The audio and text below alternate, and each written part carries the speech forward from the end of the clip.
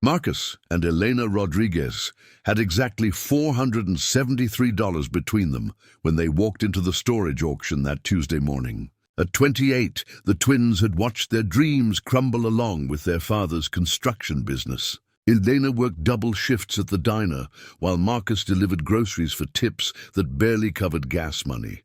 The storage unit looked like a disaster. Broken furniture, moldy boxes, and decades of accumulated junk that made other bidders walk away, shaking their heads. When the auctioneer called for bids, Marcus raised his hand with the desperate hope of someone who had nothing left to lose. $400 later, they owned what appeared to be the contents of someone's garage sale nightmare. Their friends called them crazy. Their mother cried. But as they began sorting through the mess, Eleanor's fingers found something the previous owner had hidden very carefully. But what secret was worth hiding among all that junk? Before we jump back in, tell us where you're tuning in from. And if this story touches you, make sure you're subscribed, because tomorrow I've saved something extra special for you. The East Valley storage facility sits like a forgotten graveyard at the edge of Phoenix. Its rows of beige metal buildings baking under the relentless Arizona sun. By 9:30 on this Tuesday morning in March, the heat already shimmers off the asphalt as Marcus Rodriguez parks his battered Honda Civic next to a cluster of pickup trucks and SUVs. His twin sister Eleanor emerges from the passenger side, clutching a manila envelope that contains every dollar they could scrape together. The twins share more than DNA. They carry the same weight of disappointment in their dark eyes, the same careful way of moving that comes from years of making every dollar stretch. Marcus wears his one good shirt, a blue button-down that Elena ironed the night before. Elena's black hair is pulled back in a practical ponytail, her makeup minimal but precise. They dress for hope, even when hope feels foolish. Their father's business card still sits in Marcus's wallet, though Ricardo Rodriguez Construction went bankrupt 6 years ago when the housing market collapsed. The card reads, "Quality homes built to last," a promise that proved more durable than the company itself. Ricardo had built houses until 2008, took his construction business, and the family's financial security with it. The twins were 22 then, college dreams evaporating like morning dew under the harsh sun of economic reality. Elena works double shifts at Rose's Diner on McDowell Road, serving coffee and comfort food to truckers and day laborers who tip in quarters and dollar bills. Her feet ache constantly from standing on concrete floors. Her hands smell permanently of coffee and bacon grease, but the work pays enough to cover her share of their studio apartment rent. She's become expert at stretching hamburger into 3 meals and making a single tube of lipstick last 4 months. Marcus delivers groceries for Harvest Market, loading his Civic with paper bags and driving to suburban houses where people tip him for carrying items they could easily manage themselves. The job pays minimum wage, plus whatever generosity customers can spare, which varies dramatically based on factors Marcus can't predict or control. Some days he earns $50 in tips. Other days he's lucky to cover his gas expenses. Their mother Carmen lives in their childhood home, a modest ranch house in a neighborhood that's seen better decades. Carmen suffers from diabetes and high blood pressure, conditions that require medications the family can barely afford, even with her Medicare coverage. The monthly pharmacy bills consume whatever small surplus Marcus and Elena might accumulate from their combined minimum wage earnings. The twins share a studio apartment near downtown Phoenix, a space so small they've learned to coordinate their schedules to avoid constantly stepping on each other. Elena works morning shifts while Marcus handles afternoon deliveries. They eat dinner together most evenings, planning their expenses with the precision of military strategists managing limited resources. Every month brings the same mathematical challenge: rent, utilities, groceries, gas money, Carmen's medical expenses, and whatever unexpected costs life throws at people who can't afford unexpected costs. Car repairs become crises. Medical emergencies become catastrophes. The luxury of saving money remains as distant as the luxury of college educations they once planned. The $473 in Elena's envelope represents 3 months of careful sacrifice. Money saved by walking instead of driving when possible, by eating rice and beans more often than they care to remember, by avoiding every unnecessary expense that makes life pleasant but not essential. The inheritance from their grandmother's modest life insurance policy, carefully hoarded against an emergency that feels increasingly inevitable. Storage auctions represent their last hope for breaking the cycle of financial survival that defines their daily existence. Marcus discovered the auctions through a co-worker who claimed to have bought a unit containing vintage guitars worth thousands of dollars. The story might be true or might be fantasy, but it offered something the twins desperately needed, the possibility that their luck might change. They've attended 3 previous auctions without bidding, studying the process and learning the unspoken rules that govern this strange economy of abandoned possessions. Professional bidders arrive with trucks and moving equipment, treating storage auctions like business transactions requiring calculated risk assessment. Amateurs like the Rodriguez twins arrive with hope and desperation, dangerous emotions in a world that rewards cold calculation over warm dreams. This morning feels different, weighted with significance they can't quite articulate. Elena touches the envelope containing their savings like a talisman against the poverty that's shaped every decision they've made since their father's business collapsed. Marcus studies the gathered crowd of bidders, trying to read the subtle signs that distinguish profitable opportunities from expensive mistakes.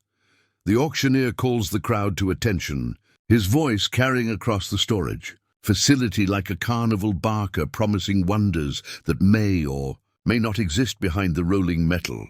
Doors, the storage unit stretches before them, like a cave filled with the detritus of someone else's failed dreams. Marcus pulls the metal door fully open, flooding the interior with harsh Arizona sunlight that reveals the full scope of their $400 gamble.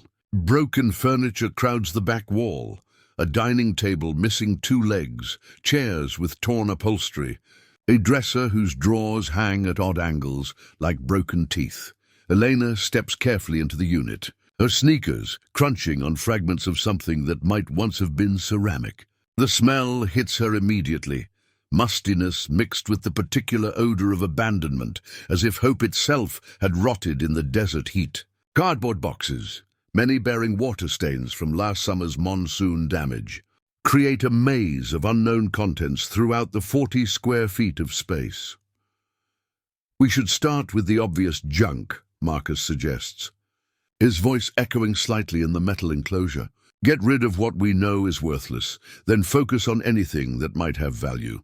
They work methodically, Marcus hauling broken furniture toward the facility's dumpster, while Elena opens boxes with the careful attention of someone who understands that their financial future depends on what she might find. Most boxes contain exactly what she expects: old clothes that smell like mothballs, yellowed photographs of strangers' birthday parties and graduations, paperback novels with cracked spines and missing covers. One box holds Christmas decorations from what appears to be the 1980s, based on the dated color schemes and styles. Another contains kitchen items that might have value at a garage sale: mismatched dishes, a coffee maker that probably still works, utensils that show wear but not damage. Elena makes mental calculations as she sorts, trying to determine whether their investment might break even through careful resale of the more useful items. The child's bicycle proves to be in better condition than it initially appeared. The tires need air and the chain needs oil, but the frame shows no rust and the components seem functional. Marcus estimates they might get $50 for it at a pawn shop, a small but encouraging return on their investment. 2 hours into their sorting process, Elena begins to understand why other bidders walked away from this unit. Nothing she's discovered suggests value significantly beyond what they might expect from random household goods. Their $400 Gamble appears, headed toward the kind of expensive lesson that desperate people learn about the difference between hope and realistic expectations. But Elena possesses the particular stubbornness that comes from growing up poor, the refusal to accept defeat until every possibility has been exhausted. She continues opening boxes, while Marcus loads obviously worthless items into their borrowed pickup truck for disposal. Her persistence stems partly from optimism and partly from the practical reality that they can't afford to have made a $400 mistake. The back wall of the storage unit appears to be standard metal construction, identical to every other unit in the facility. But as Elena moves boxes away from the corners, she notices something that doesn't quite fit. The metal panel on the right side doesn't align perfectly with the adjacent panels, creating a gap so slight that casual observation would miss it entirely. Elena runs her fingers along the seam, feeling for the mechanism that might explain the misalignment. The panel shifts slightly under pressure, suggesting that it's not permanently attached like the surrounding walls. She calls Marcus over, her voice carrying the particular excitement that comes from discovering something unexpected. "Look at this panel. It moves." Marcus examines the wall section Elena indicates, applying gentle pressure at different points until he locates what appears to be a hidden latch mechanism. The panel swings inward on concealed hinges, revealing a narrow compartment approximately 18 inches wide and 3 feet tall. The space appears to have been professionally constructed, not a makeshift hiding place, but a deliberate architectural feature of the storage unit. The compartment is dark and narrow, but Elena's phone flashlight reveals that it's not empty. Something rests on the floor of the hidden space, a small leather pouch that appears old, but well-maintained. Elena reaches carefully into the compartment, her fingers closing around the pouch with the reverence of someone handling potentially fragile materials. The pouch feels heavy for its size, suggesting metal contents rather than paper or fabric. The leather shows age but not damage, as if it had been stored in ideal conditions for preservation. Elena and Marcus exchange glances that carry the weight of possibility, the recognition that their desperate gamble might have uncovered something genuinely valuable. Marcus checks the rest of the hidden compartment with his phone light, confirming that it contains additional items. The space appears to have been designed specifically for concealing valuable or sensitive materials. Not a casual hiding place, but a serious attempt at security. Their $400 investment has revealed its first secret, though they don't yet understand what that secret might mean for their future. Elena's hands tremble slightly as she opens the leather pouch under the fluorescent lights of their studio apartment. The afternoon sun streams through their single window, illuminating dust motes that dance above what might be the most important discovery of their lives. Marcus sits beside her on their second-hand couch, his phone ready to photograph whatever they're about to reveal. The pouch contains 12 coins, each roughly the size of a silver dollar but noticeably heavier. The metal has the particular gleam of old silver, tarnished but genuine, and the designs pressed into each coin appear far more elaborate than anything from modern American currency. Elena lifts one coin carefully, examining the intricate Spanish text and royal coat of arms that decorates what appears to be the front side. "These look really old," Marcus whispers, as if speaking too loudly might cause the coins to disappear like a mirage in the desert heat they've just escaped. "Look at the detail in this carving. The reverse side of each coin bears a different design. Some show Spanish colonial symbols, others display religious imagery, and several feature dates that Elena struggles to read in the antiquated Spanish numbering system. The earliest date she can decipher appears to be 1748, though the numbers are worn enough that she can't be entirely certain. Elena photographs each coin with her phone, capturing both sides in detail before carefully arranging them on their coffee table. 12 silver coins of obvious age and apparent authenticity, discovered in a hidden compartment that someone took considerable trouble to conceal. The weight of the coins suggests genuine silver content, not the lightweight composition of modern commemorative pieces. Marcus opens his laptop and begins searching for information about Spanish colonial coins, and typing 18th century Spanish silver coins Arizona into the search engine. The results overwhelm him immediately. Dozens of websites devoted to Spanish colonial numismatics, auction records for similar coins, and scholarly articles about Spanish mining operations in what became the American Southwest. Elena, look at this. Marcus turns the laptop screen toward his sister. This website shows Spanish colonial 8 reals coins from the 1740s. They sold at auction for $15,000 each. Elena stares at the screen, then at the 12 coins arranged on their coffee table. If Marcus's research proves accurate, they're looking at potential value that exceeds anything they dared imagine when they bid on the storage unit. $15,000 per coin would mean nearly $200,000 total, enough money to transform their lives completely. But Elena's years of financial struggle have taught her to be cautious about discoveries that seem too good to be true. We need to get them authenticated, she says carefully. These could be reproductions or tourist souvenirs. We need an expert to tell us what we actually have. Marcus continues researching while Elena examines the coins more closely. The craftsmanship appears genuine, the kind of detailed metalwork that would be expensive to reproduce and unlikely to be found in novelty items. The silver content feels authentic when she taps the coins together, producing the particular ring that genuine silver creates. Their apartment suddenly feels too small to contain the magnitude of what they might have discovered. Elena walks to their window, looking out at the Phoenix skyline, while processing the possibility that their desperate $400 gamble might have produced a return that defies mathematical probability. 12 coins that could represent financial security for their entire family. I found a coin dealer downtown, Marcus announces. Morrison Coin and Precious Metals. They specialize in Spanish colonial pieces.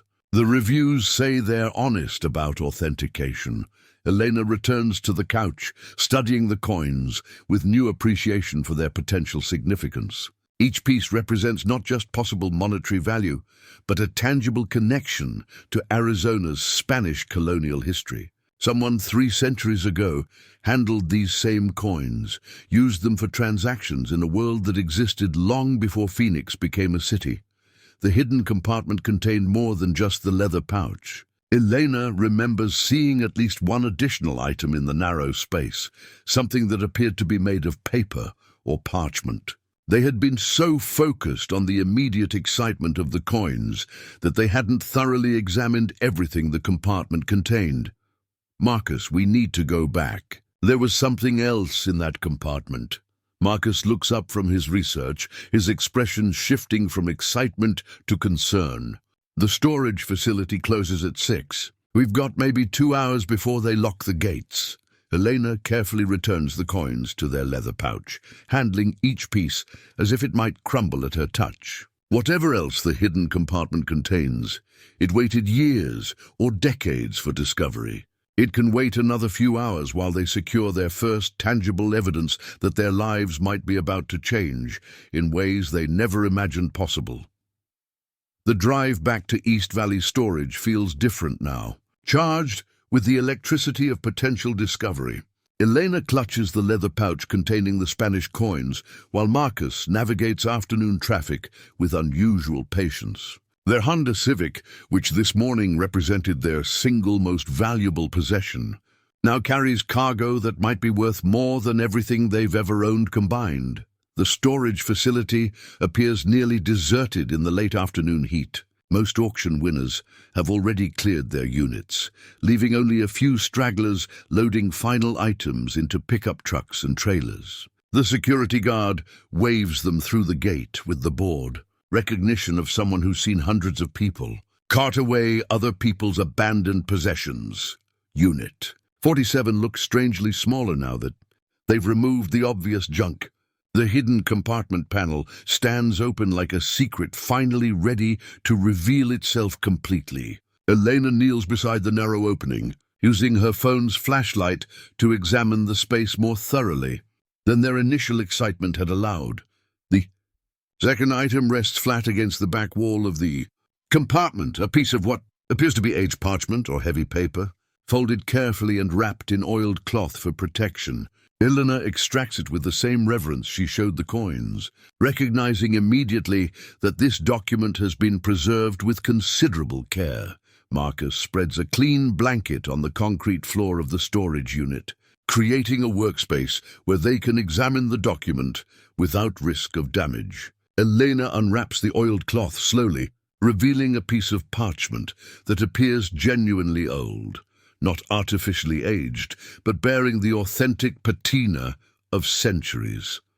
The parchment contains what appears to be a hand-drawn map, executed in faded brown ink that might once have been black. The cartography shows terrain features rendered in the careful detail of someone who had personally surveyed the landscape.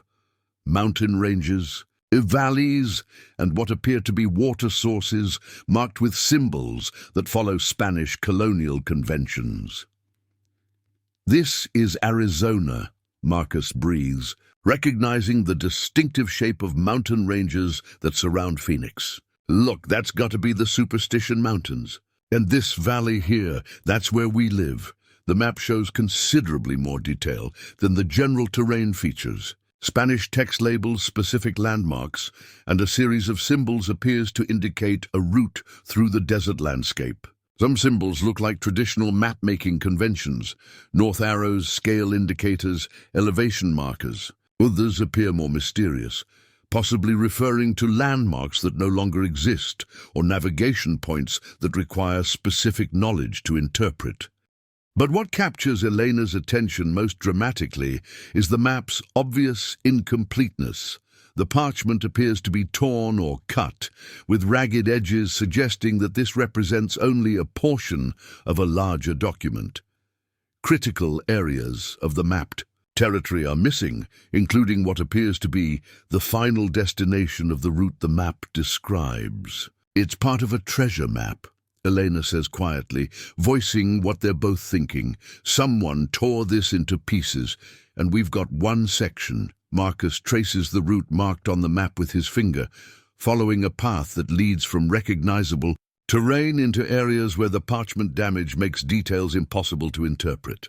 The Spanish text includes what appear to be distance measurements and directional instructions, though the archaic language and faded ink make translation challenging.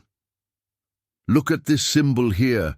Marcus points to a distinctive marking that appears at several locations along the mapped route. It looks like some kind of Spanish colonial marker. Maybe they use these to mark the path for future reference. Elena photographs the map from multiple angles, ensuring they capture every visible detail before the afternoon light fades.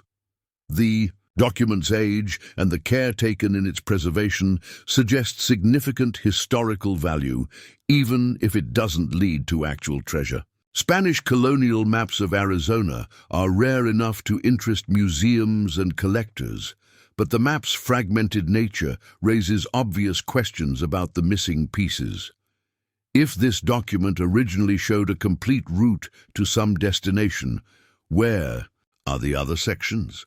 Did the previous owner of the storage unit possess additional pieces, or are they hidden elsewhere, possibly owned by people who don't understand their significance? The map bears a date that Elena can partially decipher, 1751, making it roughly contemporary with the coins they discovered. The combination suggests a connection between the artifacts, possibly representing different elements of the same historical event or expedition. As the afternoon shadows lengthen across the storage facility, Elena carefully rewraps the map in its protective cloth. 2 discoveries in one day: Spanish colonial coins and a treasure map fragment that appears to show routes through Arizona's desert landscape. Their $400 gamble has revealed secrets that someone took considerable trouble to hide, preserve, and protect. The Phoenix Public Library's microfilm collection occupies a forgotten corner of the building's second floor, where rows of vintage machines hum quietly like mechanical insects. Elena adjusts the focus on her assigned reader while Marcus navigates. The card catalog system that library staff members under 40 struggle to explain to patrons who've never used physical research methods. They've spent 3 consecutive afternoons here, diving into Arizona's Spanish colonial history with the determination of people whose financial future depends on understanding events that occurred nearly 3 centuries ago. The microfilm spools contain digitized versions of historical documents, expedition reports, mining surveys, church records, and territorial maps that document Spain's presence in what became the American Southwest. Elena scrolls through a 1750 report from Father Francisco Garces, a Franciscan missionary who traveled extensively through Arizona during the exact period indicated by their map fragment. The Spanish text challenges her high school language skills, but she's developing facility with the formal colonial vocabulary that appears repeatedly in official documents. "Marcus, listen to this," Elena calls softly, mindful of the library's quiet atmosphere. Father Garces writes about a silver convoy that disappeared somewhere between the mines at Argo and the mission at Tucson. He says the convoy carried processed silver worth approximately 40,000 pesos. Marcus looks up from his own research, a territorial survey from 1751 that shows mining operations throughout southern Arizona. 40,000 pesos in 1750, that would be worth millions today, especially if it was processed silver bars rather than raw ore. The historical records paint a picture of Spanish colonial Arizona that bears little resemblance to the modern state. Vast mining operations extracted silver and copper from deposits throughout the region, while pack trains carried processed metals northward toward missions and eventually to ships that would transport the wealth back to Spain. But the desert landscape that yielded such riches also harbored dangers that could eliminate entire expeditions without leaving traces for future discovery. Elena locates another relevant document, a report from Captain Juan Bautista de Anza, describing the disappearance of a military escort assigned to protect silver shipments through Apache territory. The report mentions specific landmarks that appear to correspond with symbols on their map fragment, including references to distinctive rock formations and water sources that would have been crucial for desert navigation. "Look at this." Marcus indicates a passage he's been translating. De Anza mentions a backup plan for protecting silver shipments. If expeditions faced attack, they were supposed to bury the silver and mark the location using predetermined symbols. The idea was to return with stronger military protection and recover the buried treasure. Elena feels the excitement that comes from connecting historical research with their personal discovery. The map fragment and Spanish coins represent more than random artifacts. They appear to be elements of a documented historical event, an emergency burial that was never recovered because the people who knew its location never survived to return. The microfilm contains additional references to lost silver expeditions, suggesting that the disappearance of valuable shipments was not uncommon during Arizona's Spanish colonial period. Apache resistance, harsh desert conditions, and the vast distances between settlements created numerous opportunities for expeditions to vanish completely, taking knowledge of their cargo's location with them. Marcus discovers a particularly relevant document, a letter from the Spanish governor of Sonora to church authorities in Mexico City, reporting the loss of significant silver resources buried in emergency circumstances somewhere in the Northern Territories. The letter mentions specific landmarks that align with features shown on their map fragment, including references to volcanic formations that still exist in the Superstition Mountains.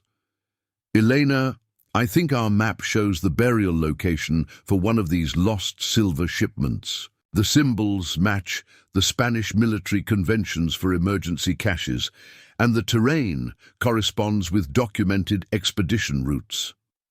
Elena photographs relevant sections of the historical documents, building a research file that connects their discoveries with authenticated historical events. The Spanish colonial period produced numerous treasure legends, but their findings appear to reference actual documented incidents rather than folklore or wishful thinking. The afternoon research session yields a crucial piece of information.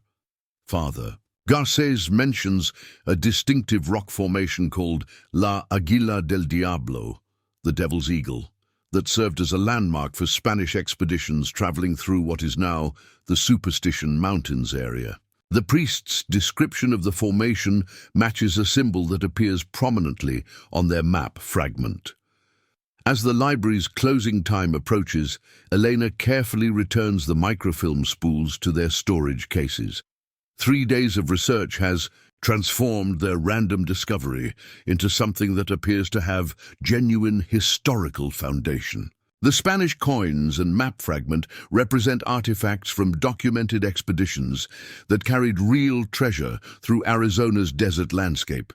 Their $400 storage auction gamble has uncovered evidence of a Spanish colonial treasure, burial that historical records suggest was never recovered. But the microfilm research also reveals why such treasures remained lost. The Arizona desert has claimed countless lives over the centuries, including people who possessed knowledge that died with them.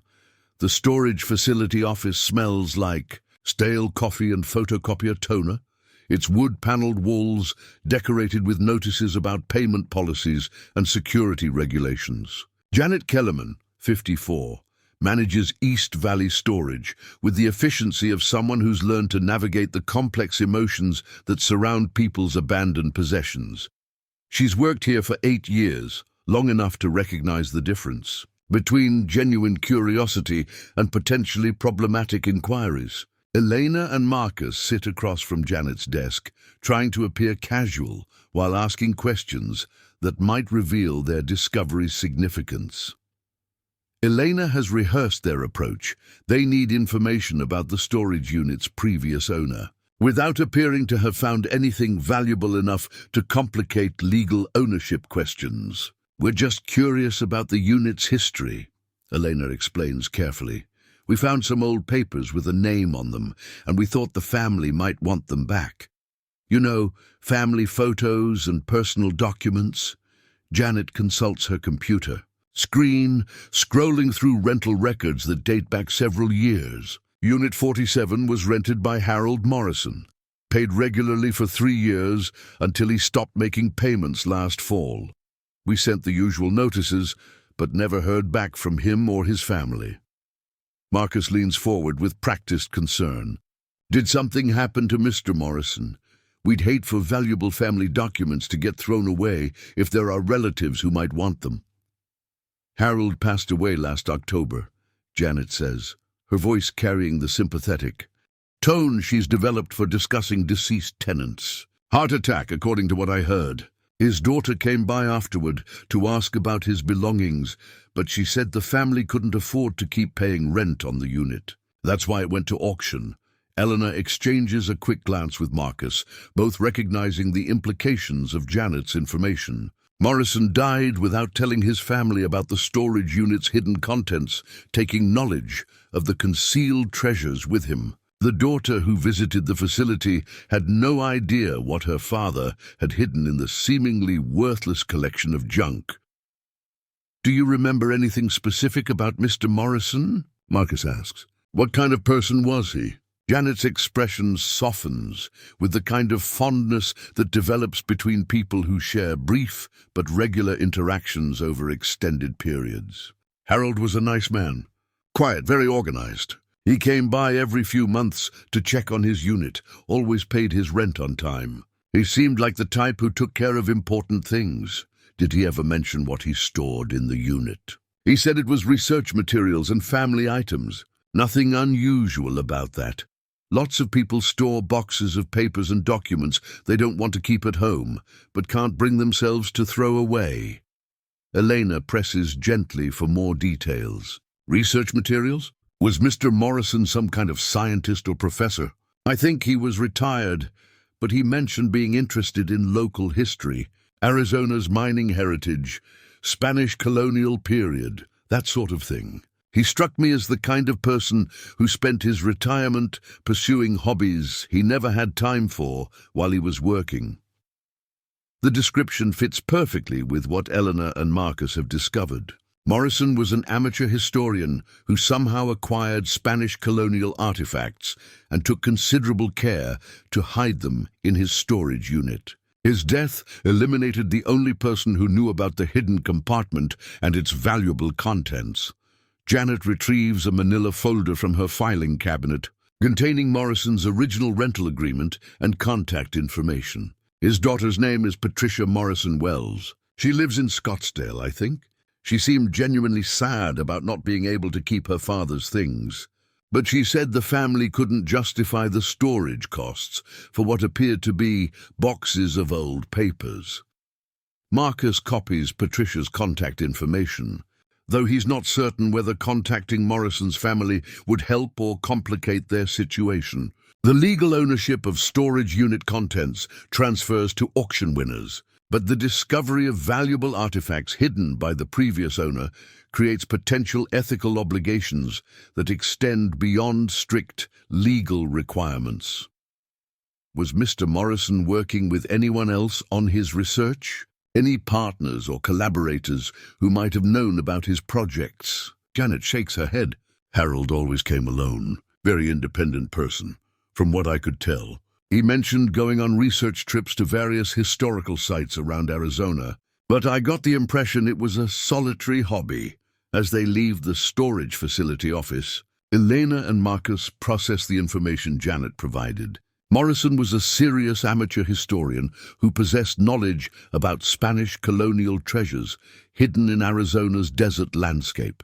His careful concealment of artifacts in the storage unit suggests he understood their historical and monetary significance, but Morrison's death created an information gap that could prove crucial to understanding what they've discovered. The artifacts represent only part of a larger puzzle, and the person who best understood that puzzle took his knowledge with him when he died unexpectedly. Patricia Morrison Wells lives in a modest ranch house in North Scottsdale, surrounded by the kind of xeriscaped landscaping that characterizes Arizona's suburban adaptation to desert living. Elena and Marcus park their Honda Civic behind a newer Toyota Camry, both vehicles looking out of place in a neighborhood where most driveways contain luxury SUVs and sports cars. Patricia answers her door with the cautious friendliness of someone who's learned to be wary of unexpected visitors.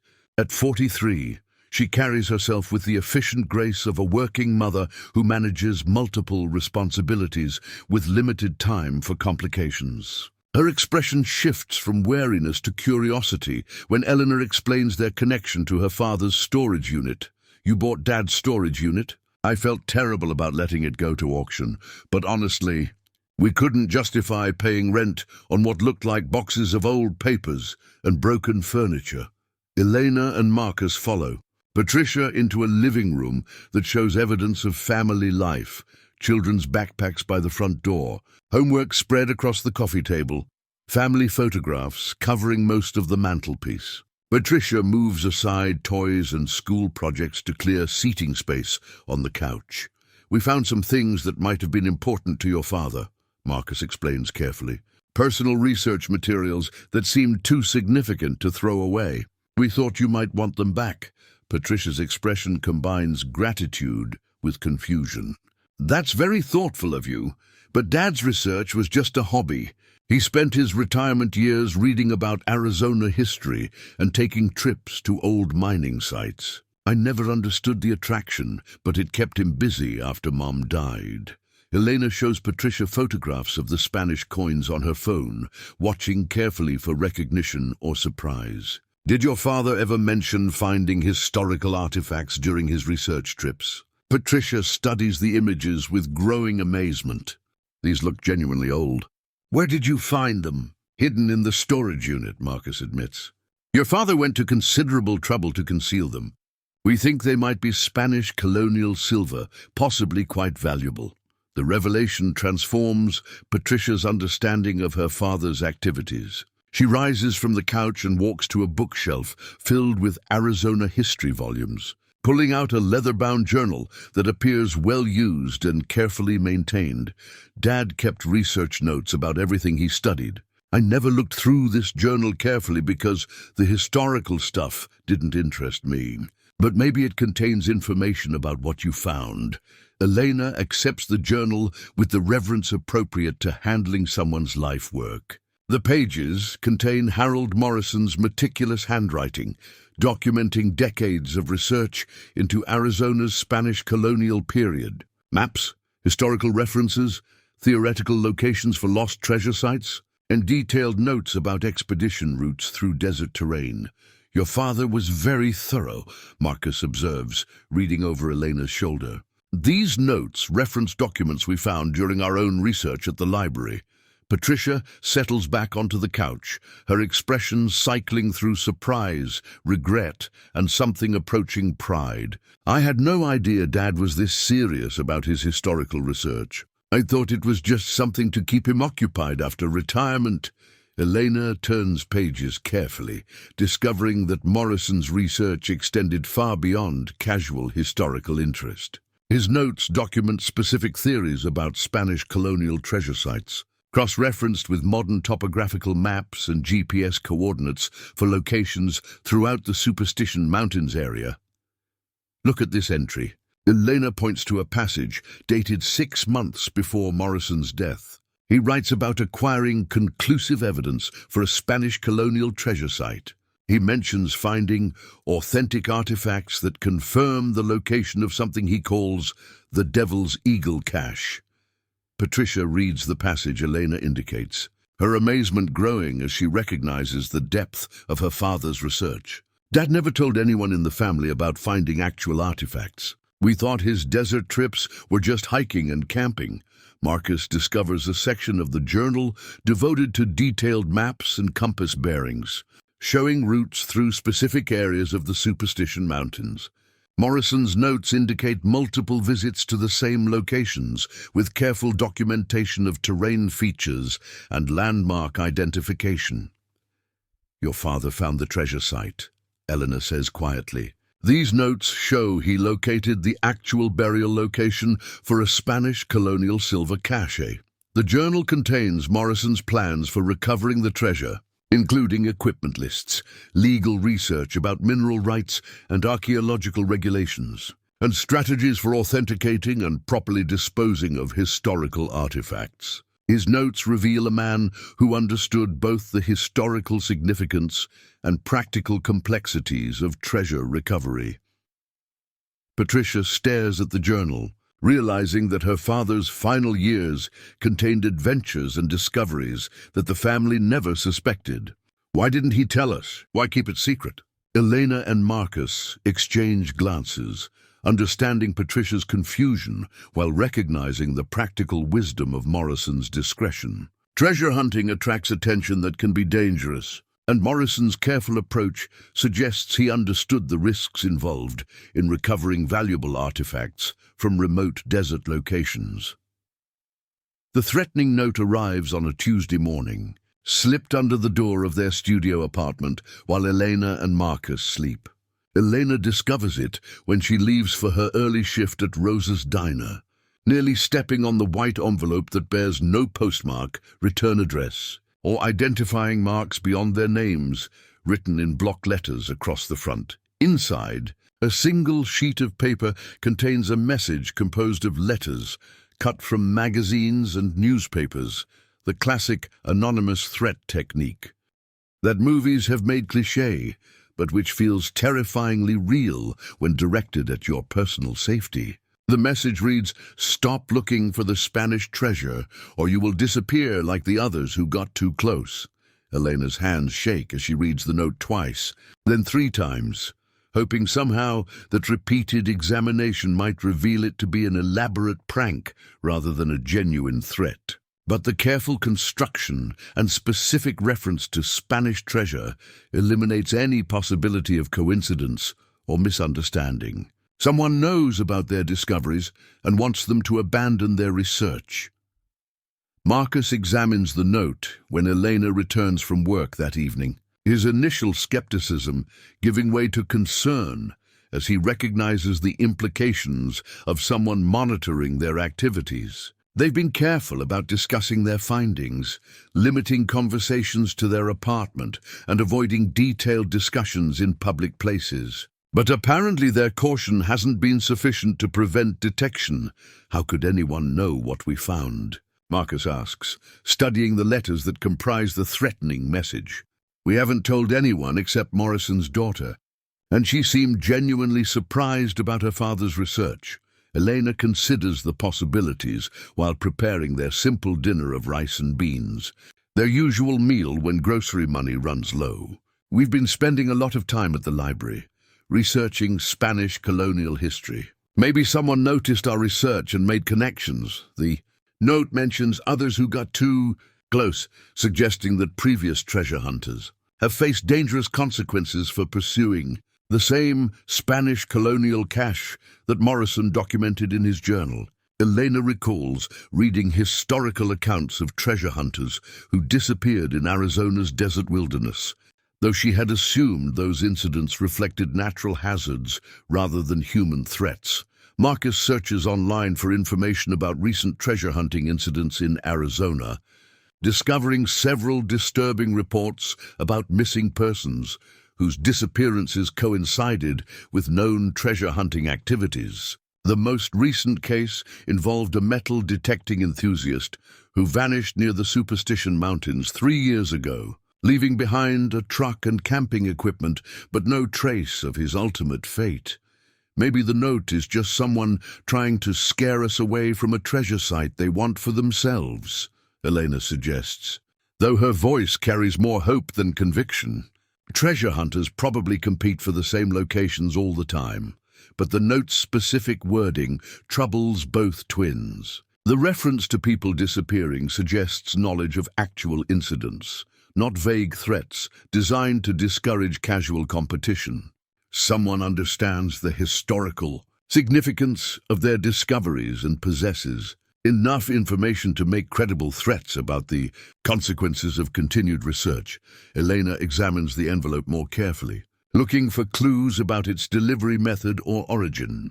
The paper appears to be standard copy paper available at any office supply store, and the envelope shows no distinctive characteristics that might identify its source. Whoever created the threatening message took considerable care to avoid leaving identifying evidence. We should call the police, Marcus suggests, though he recognizes the limitations of law enforcement response to anonymous threats that don't constitute immediate physical danger. At least we'd have an official record if something happens to us. Elena considers this option while weighing the potential complications of police involvement. Their discoveries include valuable artifacts that they acquired through legitimate auction purchase. But treasure hunting activities often intersect with complex legal issues involving archaeological regulations, land ownership, and historical preservation requirements. The threatening note forces them to confront questions they've been avoiding since discovering Morrison's research journal. How many other people know about the Spanish treasure site? Who else has access to Morrison's research or comparable historical information? And most importantly, what happened to previous treasure hunters who pursued the same cache that Morrison spent years documenting? Their apartment feels less secure now, vulnerable to surveillance or intrusion by people who possess unknown capabilities and undefined motivations. Elena double-checks the door locks while Marcus examines their windows, both recognizing that their ground floor studio provides minimal protection against determined intruders. Note represents more than a threat. It confirms that their discoveries have attracted attention from people who view the Spanish treasure worth protecting through intimidation or violence. Their $400 storage auction gamble has evolved into something that could endanger their lives if they continue pursuing the knowledge that Morrison died before revealing.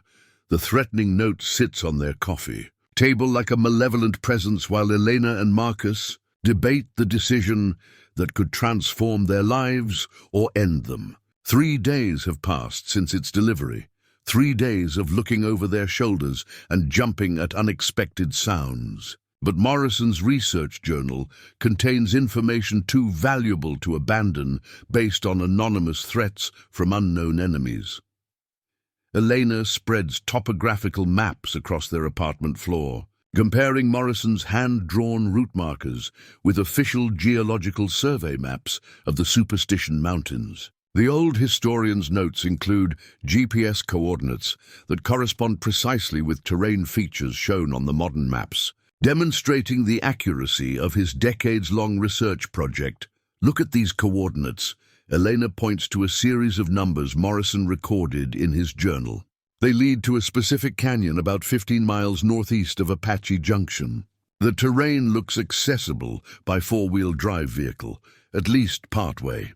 Marcus studies the elevation contours and trail markers indicated on the topographical maps. The route Morrison documented appears to follow established hiking trails for the first several miles before diverging into unmarked wilderness areas that would require careful navigation and desert survival skills. They've spent their remaining savings on equipment that could keep them alive during a multi-day desert expedition. Camping gear from a Phoenix surplus store, water containers sufficient for 3 days in extreme heat, basic first aid supplies, and a GPS device that Elena purchased using her credit card despite their already precarious financial situation. The list Morrison prepared for his own treasure recovery expedition provides a template for their preparations. The old historian understood desert survival requirements, documenting everything from clothing recommendations to emergency communication protocols. His notes emphasize the importance of telling someone about expedition plans and expected return dates. But the threatening note complicates the communication requirements that desert safety demands. Elena and Marcus can't inform friends or family about their specific destination without potentially exposing additional people to whatever dangers prompted the anonymous warning. They've decided to leave sealed envelopes with their apartment manager containing their planned route and emergency contact information, to be opened only if they fail to return within 5 days. Elena calculates their water requirements based on Morrison's notes about desert hydration needs during March weather conditions. Arizona's spring temperatures can be deceptive, pleasant during morning and evening hours but dangerous during midday periods when the sun transforms the desert into a furnace that kills unprepared. Travelers will need at least 2 gallons per person per day. Elena reads from Morrison's survival notes. More if we're doing physical work like digging. That means 12 gallons minimum for a 3-day expedition. Marcus examines the camping equipment they've assembled, comparing their basic gear with Morrison's more extensive preparation lists. Their budget constraints have forced compromises that could prove dangerous. A cheaper tent that might not withstand desert winds. Sleeping bags rated for temperatures that might not adequately protect against nighttime cold. And a camp stove that Elena hopes will function reliably when they need hot food and water. Purification. The GPS coordinates Morrison recorded represent more than navigation waypoints. They document a systematic search pattern that led him to the specific location of the Spanish colonial treasure cache. His journal indicates multiple visits to the site, with increasingly detailed notes about terrain features, landmark identification, and the precise location of what he calls conclusive evidence of Spanish presence. Elena photographs every relevant page of Morrison's journal, ensuring they have complete documentation of his research, even if something happens to the original document. The old historian's notes include backup plans for various contingencies, suggesting he understood the risks involved in desert treasure hunting and took appropriate precautions. Morrison spent 3 years visiting this site, Marcus observes, reading through entries that document seasonal visits and ongoing archaeological observations. He wasn't just treasure hunting, he was conducting legitimate historical research. The distinction matters for legal and practical reasons. Archaeological investigation requires different approaches than treasure hunting, with emphasis on preserving historical context rather than simply recovering valuable artifacts. Morrison's notes suggest he understood these differences and planned his recovery efforts accordingly. Their decision to proceed, despite the threatening note, reflects both desperation and determination. The Spanish treasure represents their only realistic opportunity to escape the cycle of poverty that has defined their adult lives. But the anonymous warning suggests that pursuing this opportunity could cost them everything. Elena folds the topographical maps carefully, storing them with Morrison's journal and their other expedition materials. Tomorrow morning they'll drive toward the Superstition Mountains, following coordinates that a dead historian spent years documenting. Hoping to find treasure that someone considers worth killing for, the threatening note remains on their coffee table. A reminder that their $400 storage auction gamble has evolved into something far more dangerous than they ever imagined possible. The Superstition Mountains rise from the Sonoran desert like the jagged teeth of some ancient beast. Their volcanic peaks catching the first light of dawn as Elena navigates their borrowed pickup truck along increasingly rough dirt roads. Marcus rides shotgun with Morrison's journal open in his lap, calling out landmarks and coordinate checks as they follow the route the dead historian documented during years of careful exploration. The pavement ended 20 minutes ago, replaced by a washboard surface that rattles their camping equipment in the truck bed and tests the suspension of their borrowed vehicle. Elena's co-worker at Rosa's Diner lent them her husband's old Ford F-150, warning them that desert roads could destroy ordinary cars and leave travelers stranded miles from help. Next landmark should be a distinctive rock formation that Morrison calls the Broken Cathedral. Marcus reads from the journal. He describes it as 3 vertical stone pillars with a gap between the middle and eastern sections. Elena slows the truck as the road curves around a low hill, revealing exactly the formation Morrison described. 3 towering columns of red stone rise nearly 100 feet from the desert floor, their surfaces sculpted by millennia of wind and water into shapes that suggest Gothic architecture. The gap Morrison mentioned provides a natural window through which the morning sun creates dramatic lighting effects. They park beside the formation and compare their GPS readings with Morrison's recorded coordinates. The match confirms they're following his route accurately, though Elena feels increasingly isolated as they penetrate deeper into wilderness that sees few visitors during any season. Cell phone coverage disappeared an hour ago, leaving them dependent on their GPS device and Morrison's carefully documented navigation notes. Marcus climbs onto the truck's running board to photograph the rock formation, documenting their progress, while Elena examines Morrison's description of the next segment of their route. The historian's notes become increasingly detailed as his route approaches the treasure site, indicating landmarks and terrain features with the precision of someone who understood that navigation errors in desert wilderness could prove fatal. Morrison mentions a side canyon about 2 miles ahead. Elena reads from the journal. He says the entrance is partially hidden by a large boulder that fell from the cliff face sometime during the last century. The desert landscape around them shows evidence of the geological forces that created the superstition. Mountains, scattered boulders, exposed mineral veins, and the kind of rugged terrain that challenged Spanish colonial expeditions nearly 3 centuries ago. Elena understands why treasure hunting in this environment appeals to people with patience and determination, though she also recognizes why so many treasure hunters have disappeared without leaving By traces, they drive slowly along what Morrison optimistically calls a road, but which resembles a dry creek bed, scattered with rocks large enough to damage their truck's undercarriage. Elena engages the four-wheel drive system and reduces speed to walking pace, following tire tracks that might have been left by Morrison's vehicle or might represent other visitors with unknown intentions. The side canyon Morrison described appears exactly where his notes indicate, its entrance nearly concealed by a house-sized boulder that has tumbled from the cliff above. Elena parks the truck in shade provided by the boulder, recognizing that the vehicle's dark paint will absorb enough heat during the day to make metal surfaces untouchable by afternoon. Marcus unfolds a piece of paper from Morrison's journal, a hand-drawn map showing the interior of the hidden canyon, complete with distance measurements and compass bearings that the old historian recorded during multiple visits. The map indicates a specific location, approximately half a mile into the canyon, where Morrison found what he calls definitive Spanish colonial markers.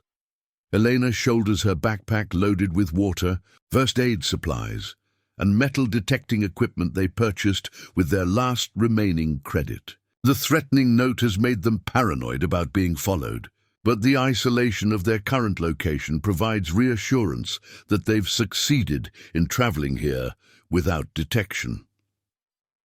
The canyon entrance feels cooler than the open desert, shaded by vertical walls that rise more than 50 feet on both sides. Morrison's map shows the canyon following a serpentine course that conceals its interior from casual observation, creating a hidden valley that Spanish colonial expeditions might have used for temporary camps or emergency supply caches. 20 minutes into the canyon, Marcus stops beside a boulder that bears what appears to be carved symbols, geometric shapes and directional arrows that don't resemble natural geological features or modern graffiti. The carving style matches illustrations in Morrison's journal, confirming they've located the Spanish colonial markers that guided the historian to his ultimate discovery. Elena photographs the carved boulder from multiple angles, documenting the symbols that represent the first tangible evidence of Spanish presence in this remote location. The markers confirm Morrison's research while pointing them toward whatever treasure cache justified his years of patient investigation. The carved Spanish markers lead deeper into the canyon, following a route that demonstrates the sophisticated navigation knowledge of 18th century expeditions. Elena and Marcus trace the directional arrows from boulder to boulder, each carved symbol pointing toward the next landmark in a chain that has survived nearly 3 centuries of desert weather and geological change. Morrison's map proves remarkably accurate as they progress through the canyon's twisting course. The historian documented every significant terrain feature: narrow passages where the walls close to arm's width, ancient flood channels carved into the stone floor, and scattered boulders that provide shade during the increasingly brutal midday heat.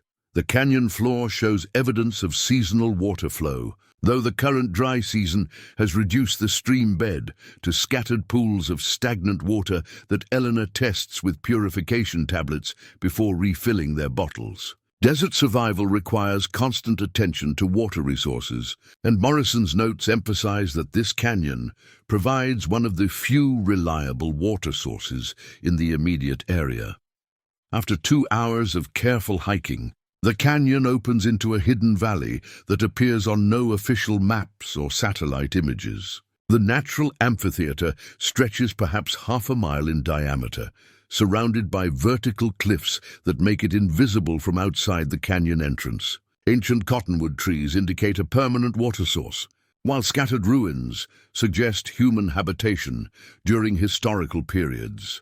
Elena examines the ruins, while Marcus consults Morrison's increasingly detailed notes about this hidden valley. The stone foundations appear too old for modern construction, but too sophisticated for casual camping structures. Morrison's research identifies them as remains of a Spanish colonial way station, a temporary supply depot used by mining expeditions traveling between established settlements. Look at this. Marcus calls Elena's attention to a passage in Morrison's journal. He writes about finding evidence of emergency occupation, hastily buried supplies, defensive positions, signs that people stayed here longer than originally planned. The implications align with their library. Research about Spanish expeditions that disappeared during the 1750s. This hidden valley could represent the location where a silver convoy made its final stand against Apache attacks, burying their valuable cargo before succumbing to superior numbers or harsh desert conditions. Elena discovers additional carved markers among the ruins, these more elaborate than the directional arrows that guided them through the canyon. Spanish colonial symbols indicate specific locations within the valley, water sources, defensible positions, and what appears to be a marked burial site near the base of the eastern cliff wall. Morrison's notes become increasingly excited as he documents his discoveries in this hidden valley. His journal entries span 3 years of visits, each trip revealing additional evidence of Spanish colonial presence and pointing toward the specific location of buried treasure. The historian's methodical approach transformed casual treasure hunting into legitimate archaeological investigation. Marcus uses their metal detector to survey the area Morrison identified as the primary burial site. The device immediately registers strong signals indicating metal objects buried approximately 3 feet below the surface. The readings suggest multiple objects of significant size, consistent with Morrison's theory about emergency burial of silver ingots and processed ore. But Elena's attention focuses on something Morrison apparently missed during his visits, a small object partially exposed by recent erosion near the marked burial site. She carefully extracts what appears to be a silver medallion, tarnished but intact, bearing Spanish colonial religious imagery and text that identifies it as belonging to a Franciscan missionary. The medallion bears an inscription that Elena translates with difficulty: Padre Francisco Garcés, Misión San Xavier del Bac. 51. The name matches historical records they researched at the Phoenix Library. Father Garcés was the missionary who reported the disappearance of silver convoys in this exact area during the 1750s. Marcus, this medallion belonged to the priest who documented the lost expedition, Elena explains, her voice reflecting the awe of holding an artifact that connects them directly to documented historical events. Father Garcés was here, probably with the Spanish soldiers who buried this treasure. The discovery transforms their treasure hunting into historical detective work. They're not just seeking valuable artifacts, they're uncovering evidence of specific people who lived, struggled, and died in this remote location nearly 3 centuries ago. The medallion represents a personal connection to the Spanish colonial expedition that Morrison spent years researching. Morrison's journal indicates that this hidden valley contains the primary treasure cache, but his notes also warn about the challenges of recovering buried silver without proper excavation equipment. The historian planned to return with mechanical assistance and legal documentation for archaeological recovery. But his unexpected death prevented him from completing his life's work. Elena carefully stores the medallion in her backpack, recognizing its historical significance regardless of monetary value. The artifact confirms Morrison's research while providing tangible evidence that their dangerous desert expedition has located the actual site of documented Spanish colonial activity. The sound of vehicles approaching through the canyon reaches Elena and Marcus, just as they begin excavating the area where their metal detector registered the strongest signals. The mechanical noise echoes off the cliff walls, growing louder as multiple engines navigate the rocky terrain that challenged their own approach hours earlier. Elena grabs Morrison's journal and stuffs it into her backpack, while Marcus switches off their metal detector and quickly covers the shallow hole they've started digging. Whoever is approaching possesses serious 4-wheel drive equipment and knowledge of the hidden canyons. Location, coincidences that seem unlikely given the threatening note they received. 3 days ago, we need to hide, Elena whispers, scanning the hidden valley for concealment options. The ancient cottonwood trees provide some cover, but the open terrain offers few places where 2 people could remain undetected if the approaching vehicles carry. Occupants intent on searching the area, Marcus, points toward a cluster of boulders near the eastern cliff wall, close to the Spanish colonial ruins, but far enough from the treasure site to avoid immediate discovery. They gather their equipment quietly and move toward the rocks, trying to minimize their footprints in the sandy soil. While the engine sounds grow steadily closer, 3 vehicles emerge. From the canyon entrance, 2 late-model pickup trucks and a modified Jeep equipped with oversized tires and professional-grade camping equipment. The vehicles display none of the casual disorganization that characterizes weekend treasure hunters or recreational hikers. Everything about their approach suggests serious preparation and specific objectives. Victor Castellanos, 51, emerges from the lead truck with the confident bearing of someone accustomed to taking charge in dangerous situations. His weathered face and muscular build suggest outdoor work and physical capability, while his careful examination of the hidden valley indicates familiarity with treasure hunting techniques. He's followed by 3 younger men who move with the disciplined coordination of people who've worked together in demanding circumstances. Elena recognizes the equipment they're unloading. Professional metal detectors worth thousands of dollars, geological survey instruments, and excavation tools that dwarf the basic camping gear she and Marcus brought to the site. One of Castellanos' associates operates a sophisticated ground-penetrating radar unit, scanning the valley floor with systematic precision. They know exactly what they're looking for, Marcus whispers, watching the professional team establish their base camp with military efficiency. This isn't random treasure hunting. They have specific information about this location. Castellanos examines the Spanish colonial ruins with obvious knowledge of their historical significance, pointing out features to his associates while consulting what appears to be detailed maps or research materials. His team's approach suggests they possess documentation comparable to Morrison's journal, possibly derived from the same historical sources. The professional metal detector immediately registers signals from the same area where Elena and Marcus made their discoveries. Castellanos nods with satisfaction, issuing quiet instructions to his team as they begin establishing a systematic excavation grid. Their equipment includes portable generators, floodlights for night work, and communications gear that suggests coordination with additional personnel.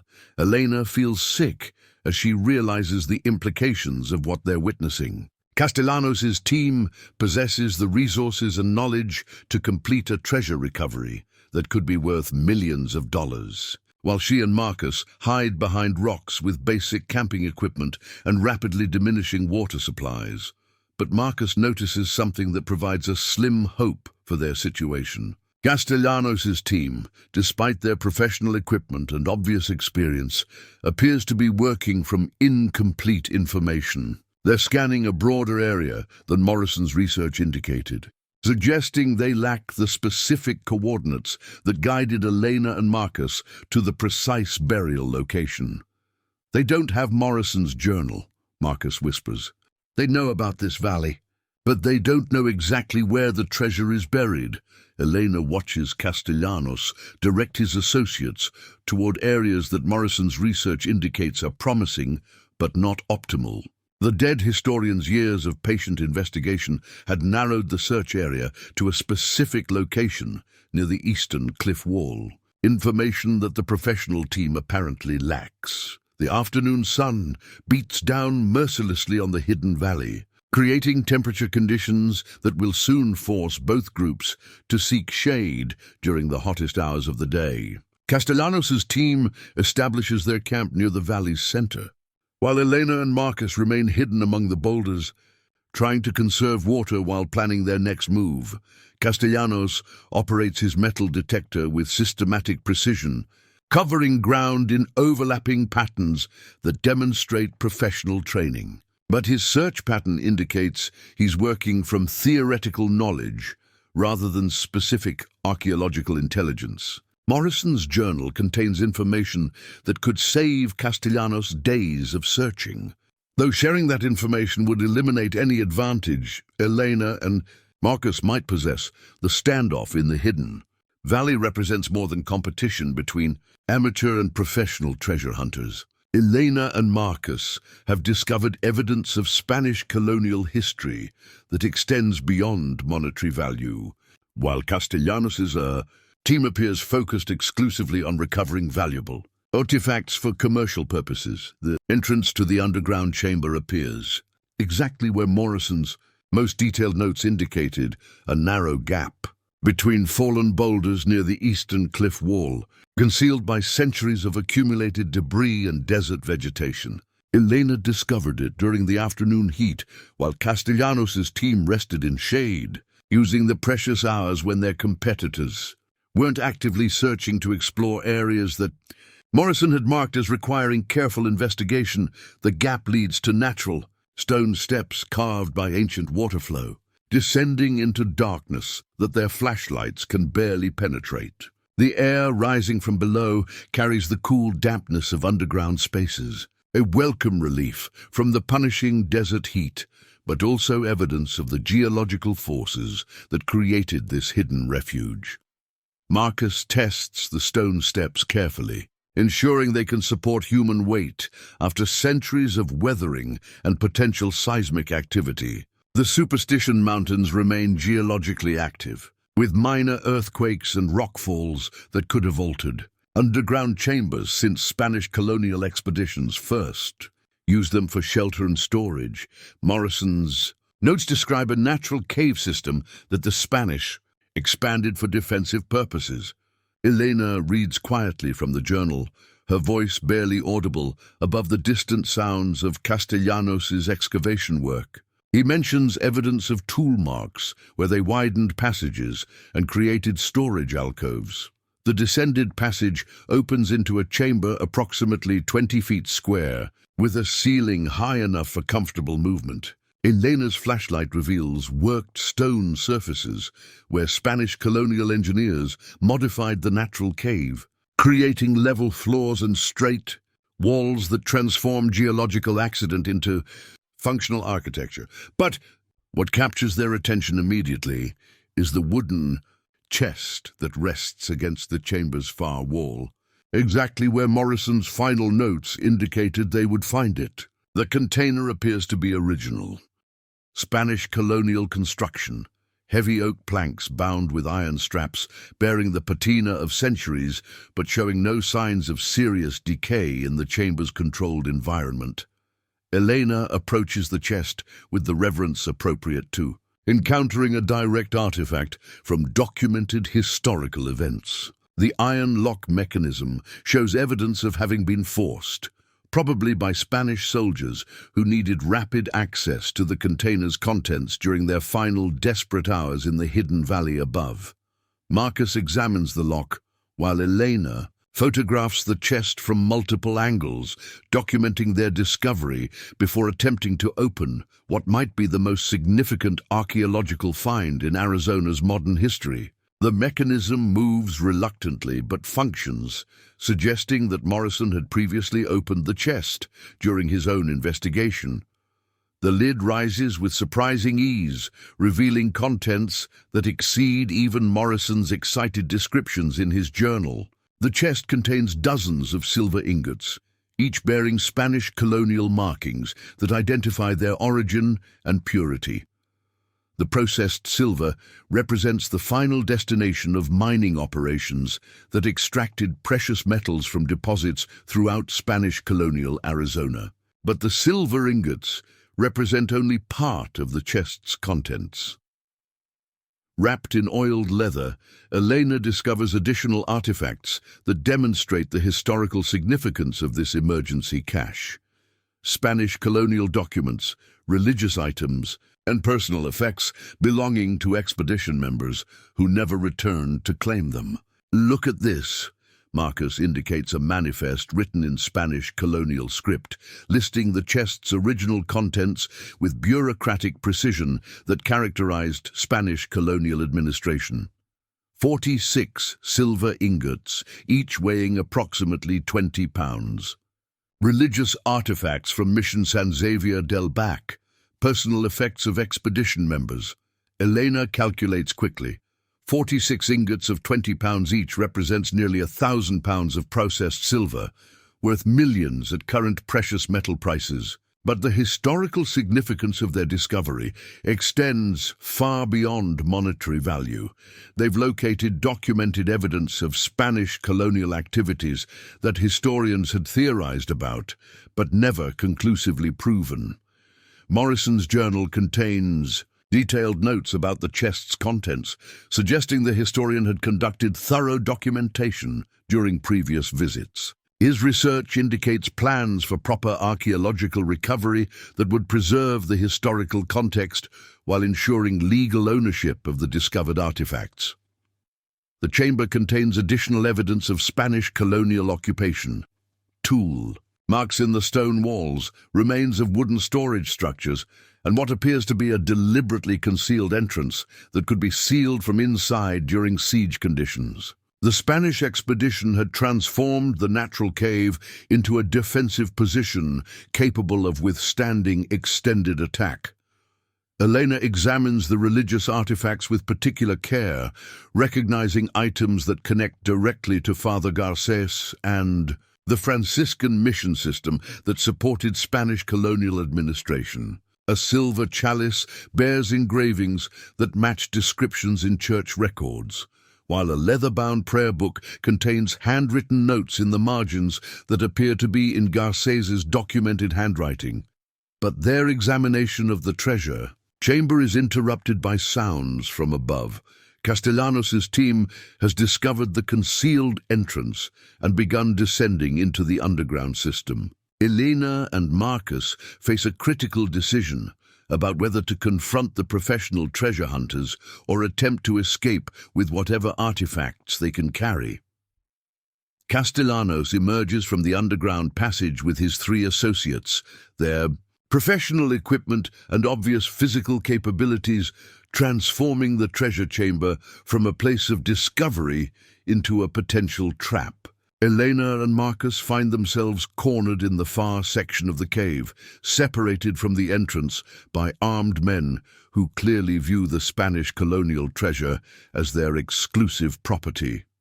"Well, well," Castellanos says, his voice carrying the particular menace of someone accustomed to getting what he wants through intimidation. "The amateur treasure hunters who've been playing in our sandbox. You kids are in way over your heads." Elena clutches Morrison's journal against her chest, while Marcus positions himself between his sister and the professional treasure hunters. The underground chamber that moments ago represented the culmination of their greatest hopes now feels like a tomb where their lives could end as abruptly as the Spanish colonial expedition that originally buried the silver. "This is a legal archaeological site," Elena says, her voice steadier than her hands. "We have documentation proving our right to be here." Castellanos laughs with genuine amusement. "Legal archaeological site. Sweetheart, this is the middle of nowhere. Nobody's going to find your bodies if you disappear like that metal-detecting enthusiast who got too curious about Spanish treasure a few years ago." But Elena produces a document from Morrison's journal, a legal deed that the dead historian had acquired through careful research and strategic property purchases. The paper demonstrates that Morrison had obtained legitimate mineral rights to the area containing the hidden valley, rights that transferred to Elena and Marcus when they purchased his storage unit contents through the legal auction process. "Harold Morrison bought the mineral rights to this section of land," Elena explains, holding the deed where Castellanos can examine it. "When we purchased his storage unit, we acquired all his legal claims to archaeological discoveries in this area. Castellanos studies the document with obvious frustration, recognizing that Elena might possess legitimate legal standing that complicates his plans for simple theft and intimidation.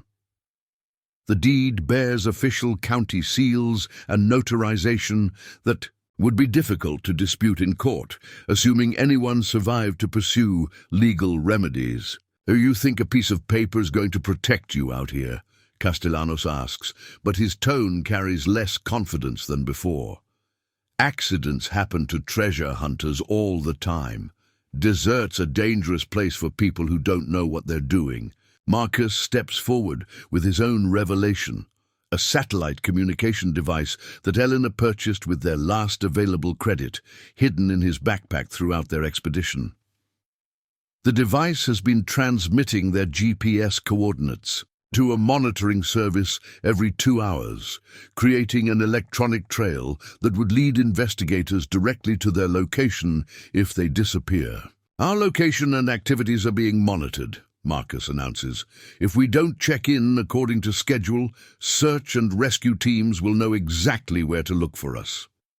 The satellite communicator represents their insurance policy against exactly the situation they now face: professional treasure hunters who view violence as an acceptable business practice. Elena had researched the disappearances of previous treasure hunters and understood that remote desert locations provide perfect settings for crimes that might never be investigated.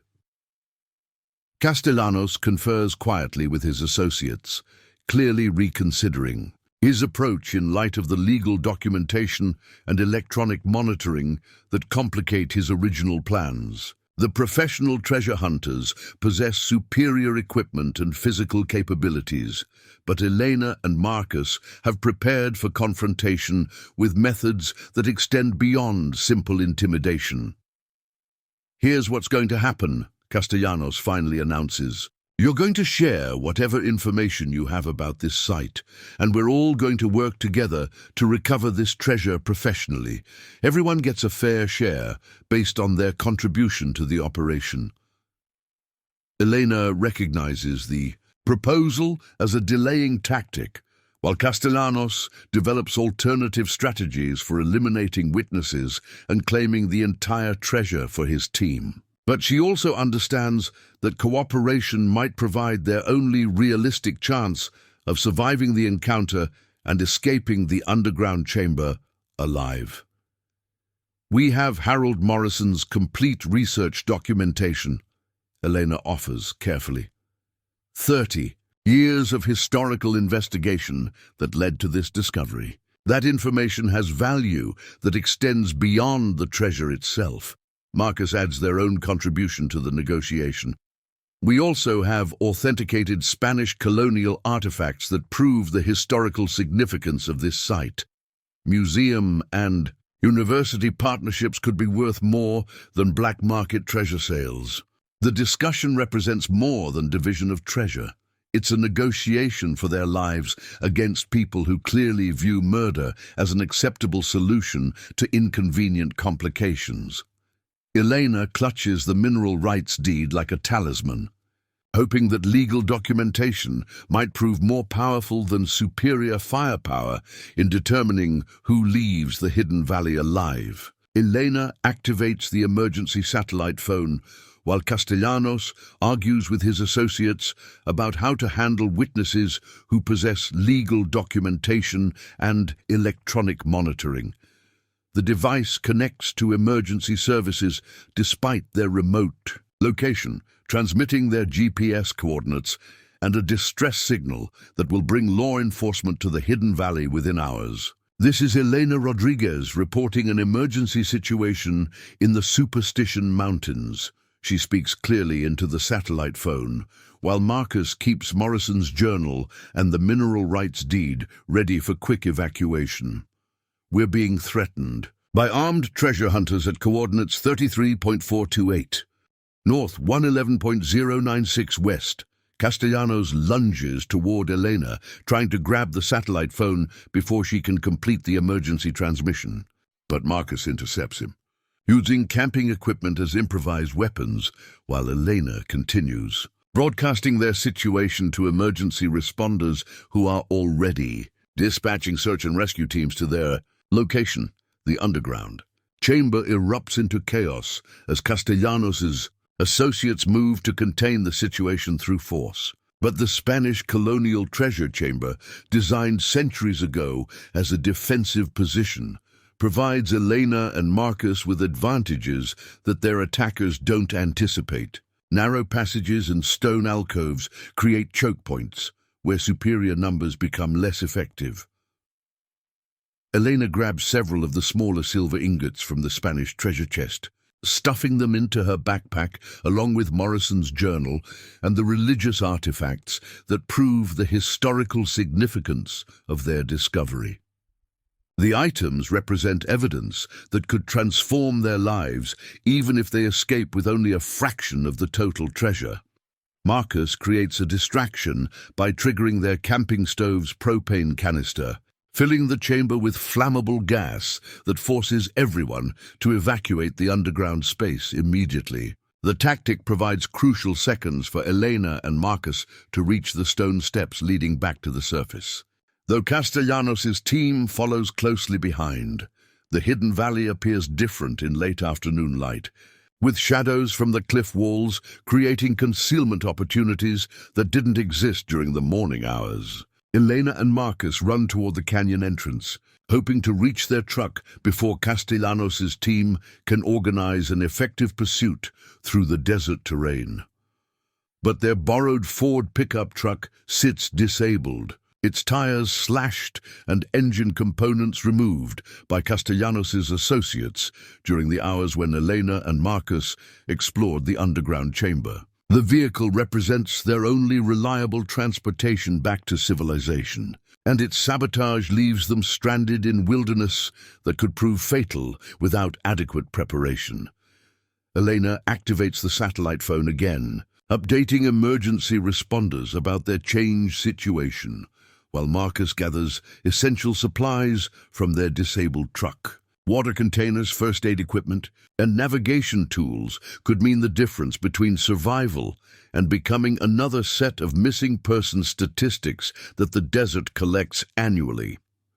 Emergency services. This is Elena Rodriguez with an update. Our vehicle has been disabled and we're being pursued on foot by armed individuals. We need immediate assistance at the coordinates I provided earlier. The satellite phone crackles with static as emergency dispatchers coordinate multiple response teams. Sheriff's Department helicopters, search and rescue units, and federal agents who handle crimes occurring on public lands. But the nearest responders are still hours away, leaving Elena and Marcus to survive immediate dangers through their own resources. Castellanos and his associates emerge from the underground chamber, their professional equipment now focused on tracking two amateur treasure hunters who possess evidence that could expose their illegal activities to law enforcement investigation. The pursuit through desert terrain favors the team with superior equipment and physical conditioning. Elena leads Marcus toward the narrow canyon that provided their original access to the hidden valley, hoping that the confined space might neutralize some of Castellanos' advantages while providing defensible positions where they could delay pursuit until help arrives. Morrison's journal contains detailed maps of the canyon system that could provide escape routes unknown to their pursuers. The satellite phone continues transmitting their location data even when Elena isn't actively communicating with emergency services, creating an electronic trail that will guide rescue teams directly to their position. The device represents their lifeline to survival, though its battery life becomes critical as afternoon shadows lengthen toward evening. Marcus discovers additional equipment in Castellanos' vehicles, professional camping gear, communications equipment and maps that suggest the treasure hunting operation extends beyond this single site. The evidence could prove valuable for law enforcement investigation, assuming Elena and Marcus survive to provide testimony about what they've witnessed. Their escape from the hidden valley represents more than flight from immediate danger. It's a race between amateur treasure hunters with legitimate legal claims and professional criminals who view murder as an acceptable business practice. The Spanish colonial treasure that promised to transform their lives has become the catalyst for a deadly chase through Arizona's most unforgiving wilderness. The sound of helicopters echoes through the canyon 3 hours after Elena's emergency transmission, their rotors beating against stone walls as search and rescue teams converge on the GPS coordinates provided by the satellite phone. Elena and Marcus huddle in a defensive position among the boulders where they first discovered Spanish colonial markers. Exhausted but alive after evading Castellanos' pursuit through increasingly treacherous terrain. Sheriff's deputies rappelled from helicopters directly into the hidden valley, their tactical equipment and coordinated approach demonstrating the serious law enforcement response that Elena's emergency calls generated.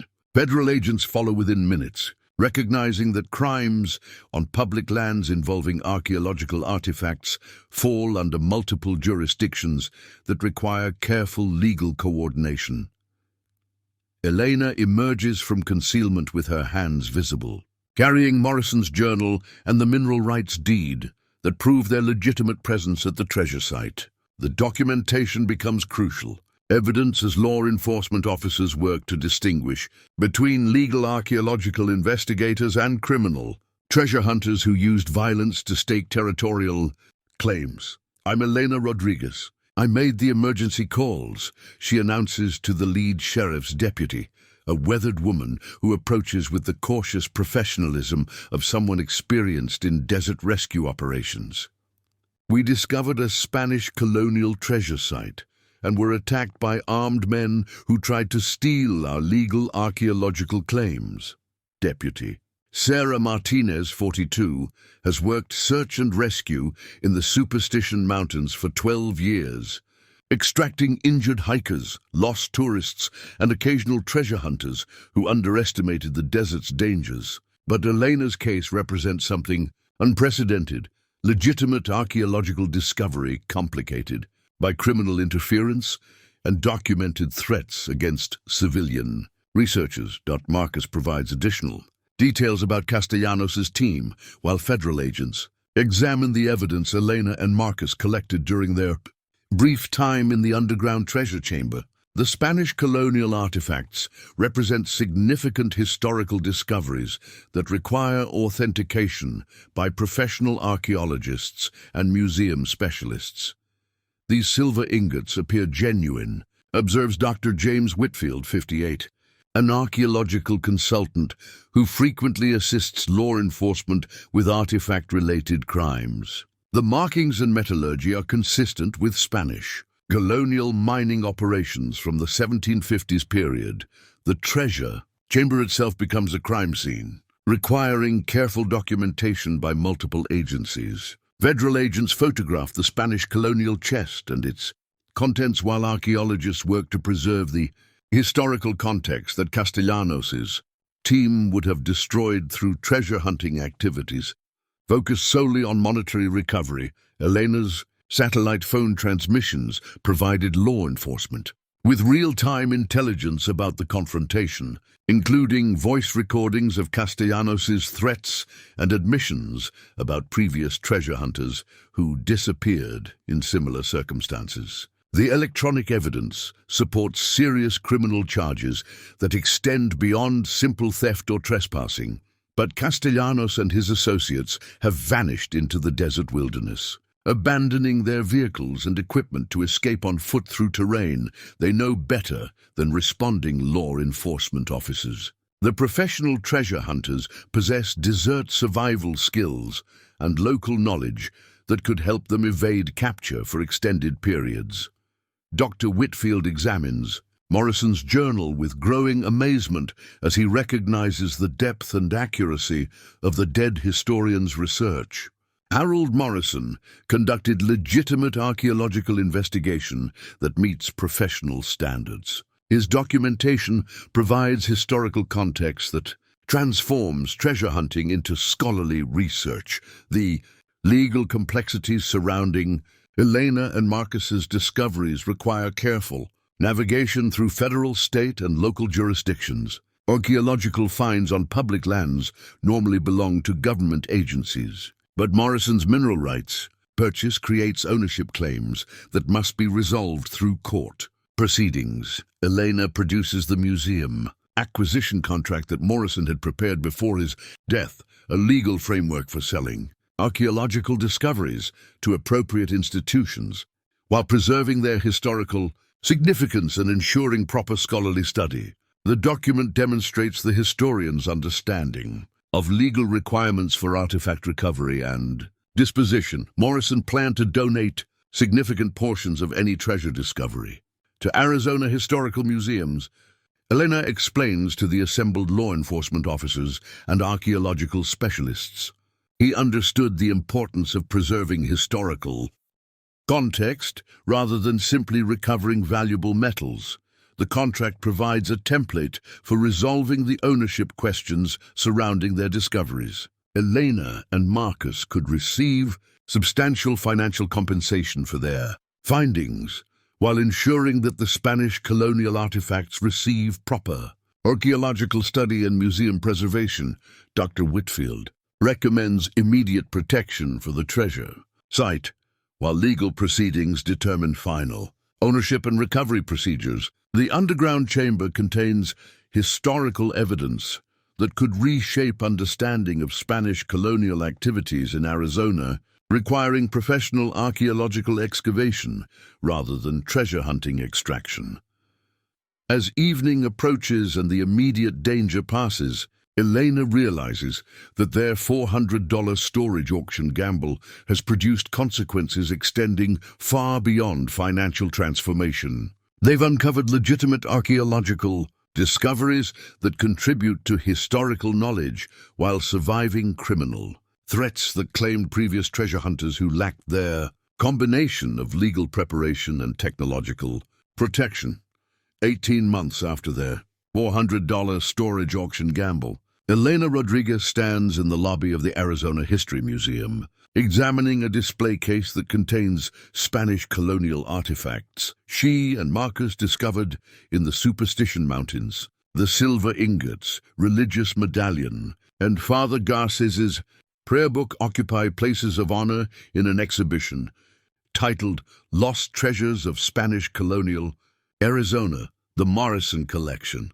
The museum acquisition contract that Harold Morrison prepared before his death provided the legal framework that transformed ELENA and Marcus from desperate minimum wage workers into respected figures in Arizona's archaeological community. Their financial settlement with the Arizona Historical Society exceeded $2 million, while ensuring that the Spanish colonial artifacts receive proper scholarly study and public exhibition.